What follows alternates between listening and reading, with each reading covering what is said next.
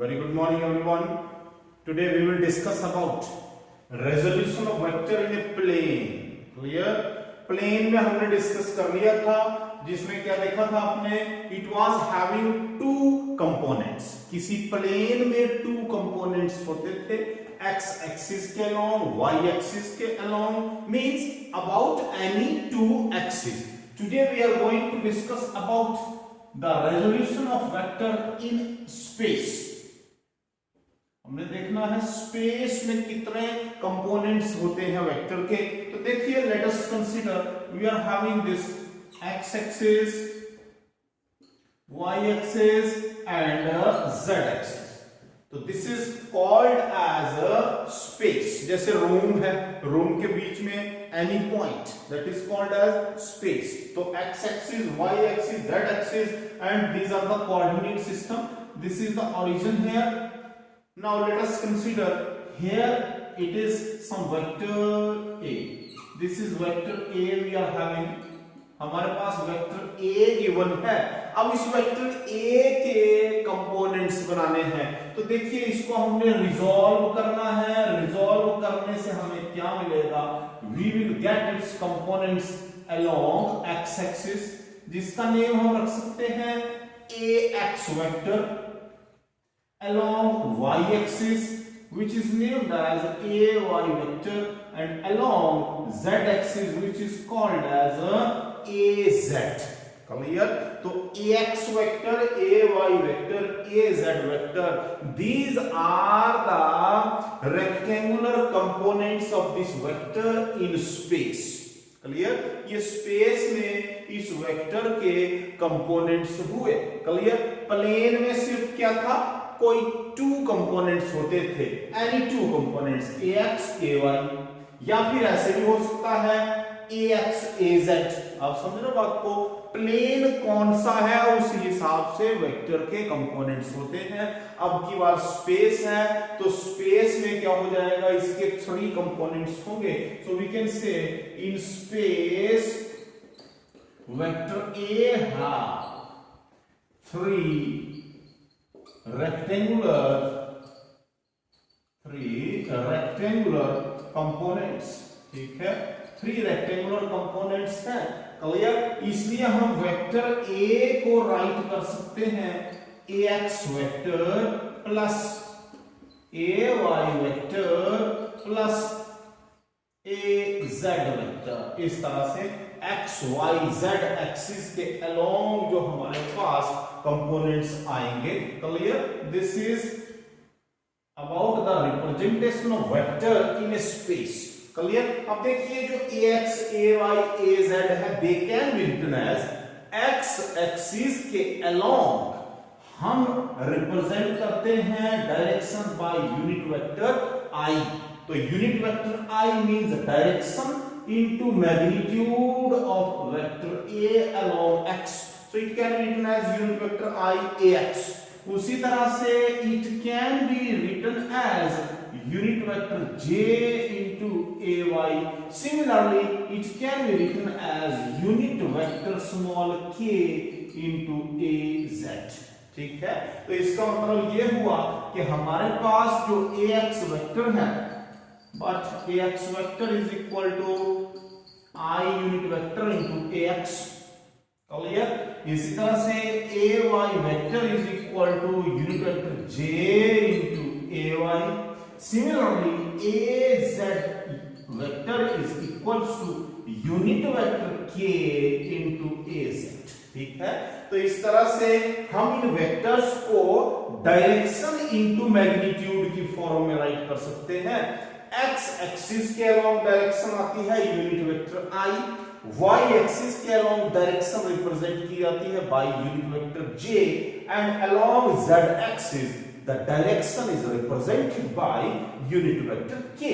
तो in three values को हम सब्स्टिट्यूट कर सकते हैं फर्स्ट इक्वेशन में। So therefore equation 1 implies now we can write the vector a as, तो vector a is equal to I ax plus unit vector j ay plus unit vector k az।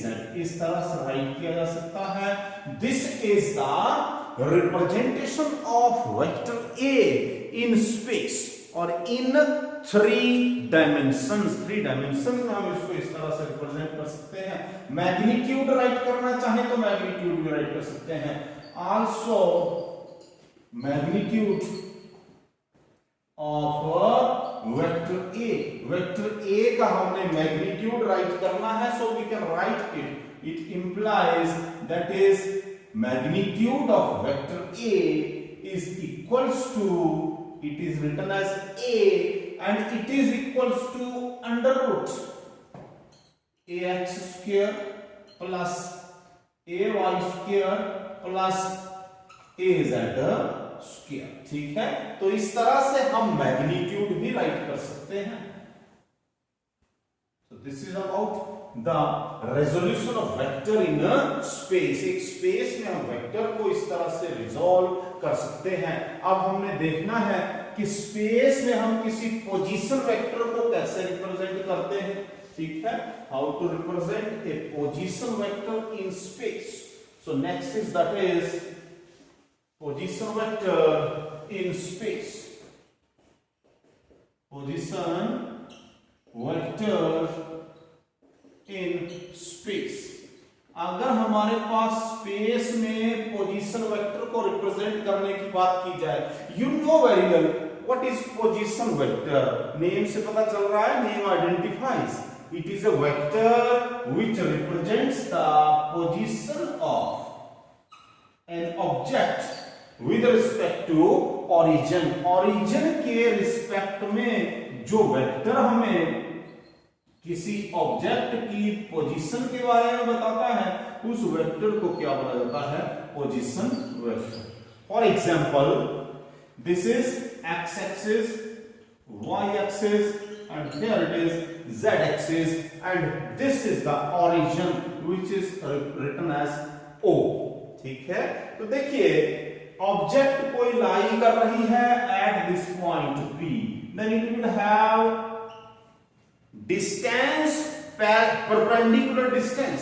इस object का perpendicular distance x axis से x है, y axis से small y है and z axis से small z है। Means x y z they represent the coordinates of this point P। clear? And this OP is equals to vector R। clear? तो position vector किसी space में अगर हमने write करना है, then we can write it. तो in space the position vector, in space the position vector is written as हम space में पोजीशन वेक्टर को राइट कर सकते हैं किस तरह से, this is vector R। Now here we have 3 coordinates x y z, means small x small y small z represent the distance of this point P। कौन सा डिस्टेंस है, perpendicular distance from x axis, from y axis and from z axis.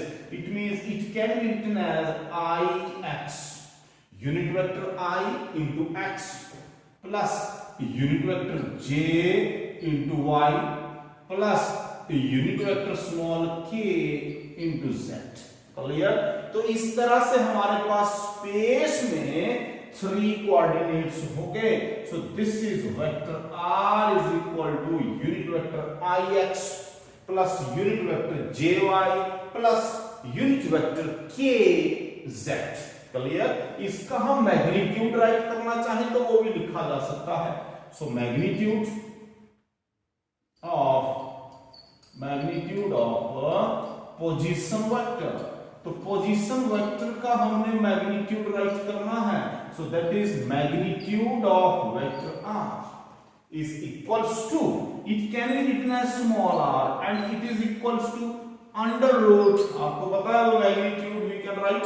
ठीक है, हमने parallelogram law, triangle law सभी में पढ़ा था। मैग्नीट्यूड जो है that is equal to under root x square plus y square plus z square. Clear? So this is the magnitude of the position vector. अब हम रिप्रेजेंट करेंगे that is called as displacement vector. तो हमने देखना है ये displacement vector कैसा है, what is this displacement vector. So next is displacement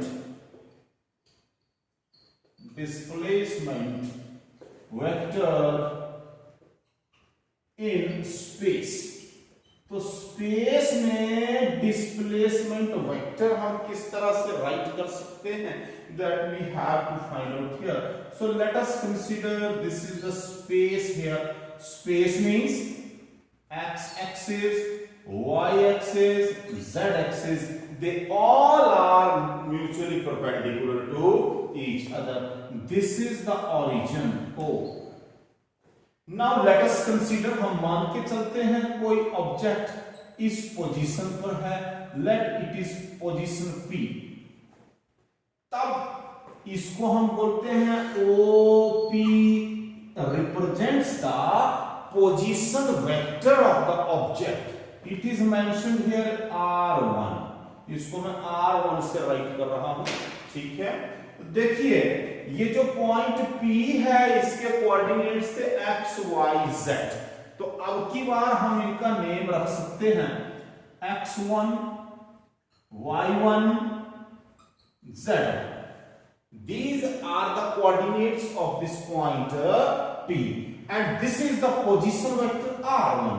अब ऑब्जेक्ट पॉइंट P से मूव करती है like this towards this point. Let this is the point Q. Object point P से मूव कर रही है किस तरफ को, पॉइंट Q की तरफ को। तो ये जो P से Q की तरफ को मैं डायरेक्शन लगा रहा हूं, एरो लगा रहा हूं। This is the direction of displacement and you know very well this is called as displacement vector, delta R vector। Clear? तो जो पॉइंट Q है इसकी जो पोजीशन को वेक्टर बता रहा है, that vector is called as a position vector R2। Now you know very well ये जो पॉइंट Q है इसके कोऑर्डिनेट्स हम लिख सकते हैं x2 y2 z। Clear? x2 y2 z2 mean this is final position of the object, this is initial position of the object, and you know very well displacement is equal to final position minus initial position। now here it is displacement vector। तो displacement vector भी वैसे हो जाएगा final position vector minus initial position vector. So we can say the position vector हमारे पास given है, तो we can say displacement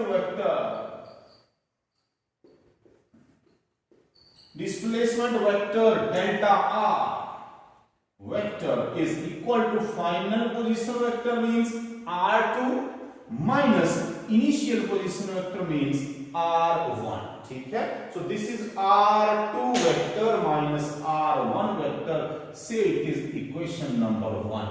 अब हमने R2 वेक्टर और R1 वेक्टर को राइट करना है।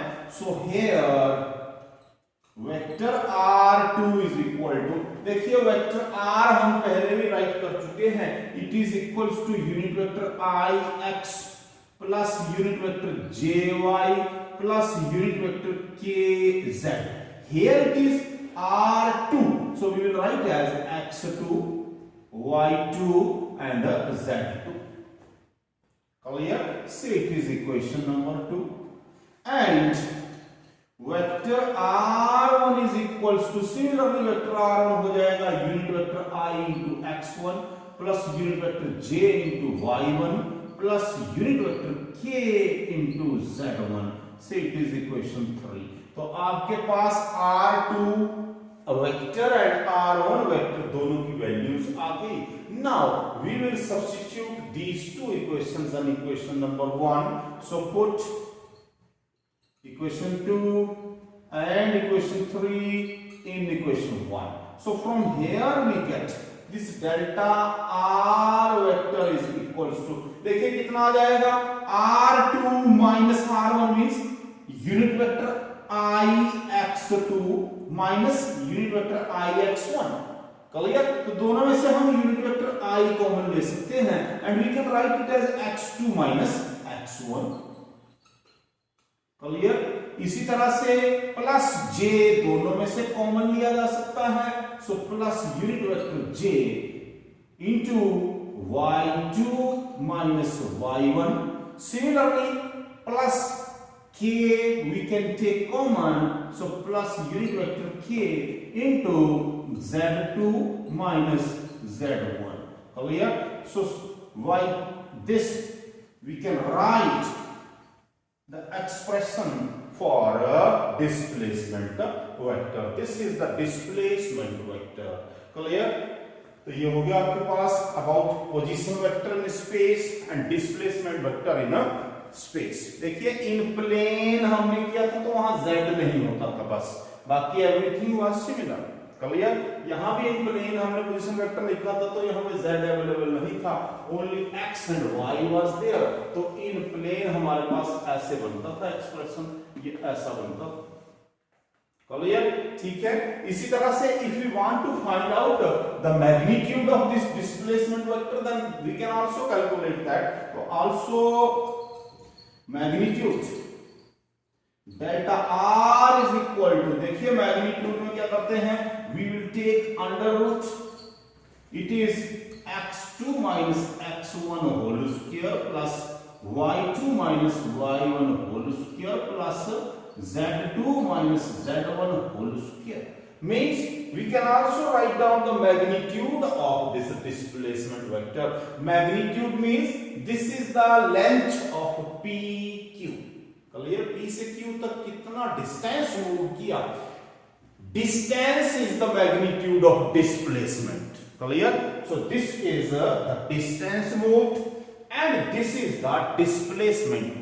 वेक्टर फॉर्म में राइट किया तो हमें डिस्प्लेसमेंट मिल रही है and when we are writing its magnitude then we are getting the distance moved by the object from point P to Q, clear.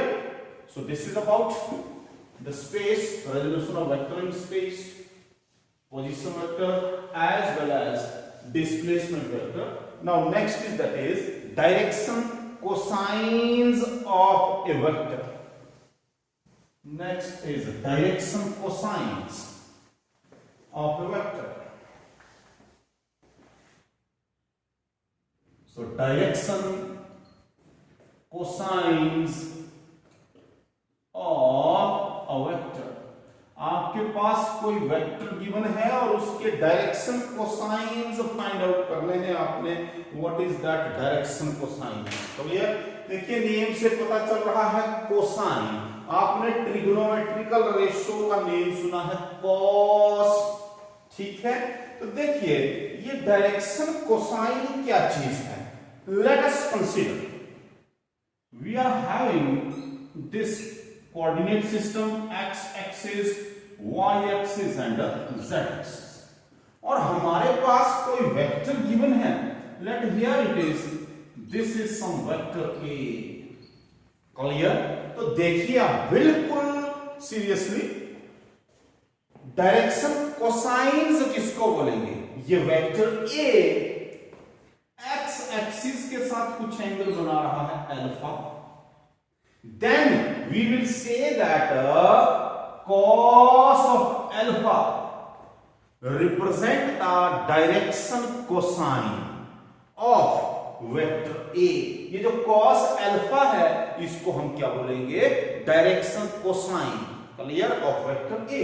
इसी तरह से ये जो वेक्टर a है ये y एक्सिस के साथ कुछ एंगल बना रहा है and let this angle is beta, clear। Then we will say that cos of beta is the direction cosine of vector a। Similarly, vector a is making some angle with z axis and let it is gamma, clear। Then cos of gamma is also called as direction cosine, means cos alpha, cos beta, cos gamma are called as direction cosines of vector A. आप समझ गए बात को? इसका मतलब है direction cosines क्या हो गए? किसी भी वेक्टर के, ठीक है, cos of the angles made with x axis, y axis and z axis, यानी कि vector A x axis, y axis और z axis के साथ साथ कौन सा एंगल बना रहा है, उनका अगर हम cos फाइंड आउट करें, कोसाइन फाइंड आउट करें, तो उनको बोलते हैं direction cosine. So we can say, लिख लीजिए, the cosine of the angle made by a vector, cosine of the angle made by a vector with x, y and z axis are called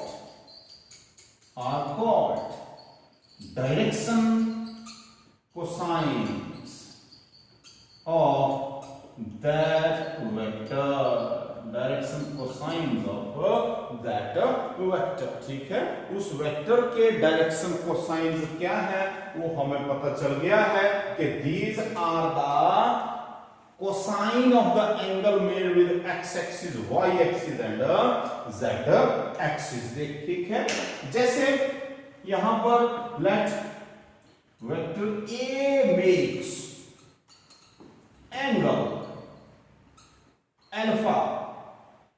makes angle alpha with x axis,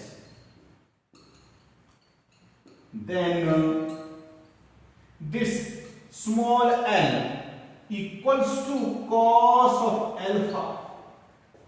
ठीक है, L is equal to cos of alpha is the direction cosine along the x axis. अब देखिए cos alpha find out करना हो तो it can be calculated. It is equals to ax upon a. So it is equation 1. ठीक है, अच्छा जी, is direction cosine along x axis. ठीक है, इसी तरह से similarly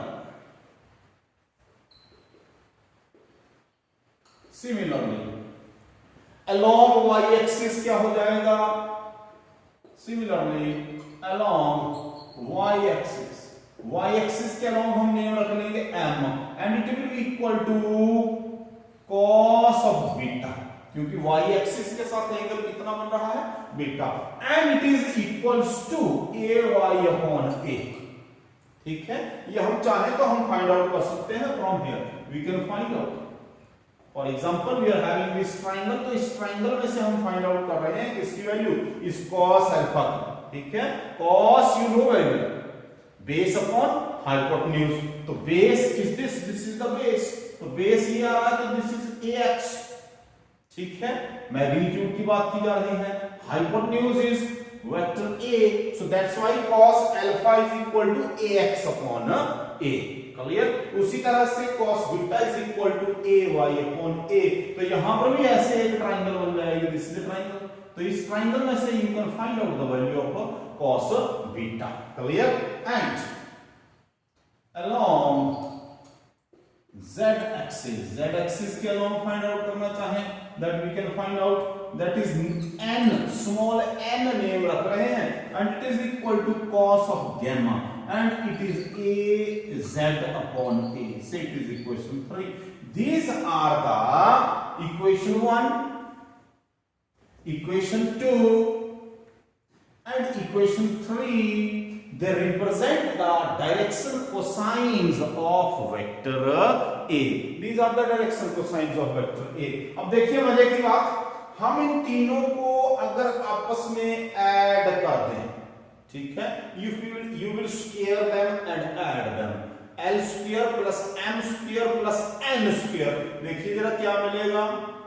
If you will add l square plus m square plus n square, ठीक है। तो here L square plus M square plus N square is equals to, देखो बेटा कितना हो जाएगा, L square means ax square upon a square, तो सभी में ही a square कॉमन आ जाएगा और यहाँ आ जाएगा ax square plus ay square plus az square। Clear. अब देखिए ये ax square ay square plus az square किसके इक्वल है, से इट इज इक्वेशन नंबर 4। देखो since magnitude of vector A is equal to under root ax square plus ay square plus az square, अगर हम इसका स्क्वायर कर दें a square equals to, तो under root square root cancel हो गया, it means it is ax square plus ay square plus az square। तो देखिए बेटा from equation number 4 what you obtain, equation 4 से आपको क्या मिल रहा है, इक्वेशन 4 से हमें मिल रहा है कि L square plus M square plus N square equals to 1। Therefore equation 4 implies L square plus M square plus N square is equal to A square upon A square। It means L square plus M square plus N square equals to 1। This is the important conclusion। यानी कि किसी भी vector के जो direction cosines हैं, अगर उनके squares को हम आपस में ऐड करते हैं तो हमें क्या मिलता है, 1। Clear. It means after addition of the squares of the direction cosines of the vector we obtain equals to 1। ठीक है। So this is all for the day. Clear. Till next topic, bye bye, take care, stay safe, stay healthy.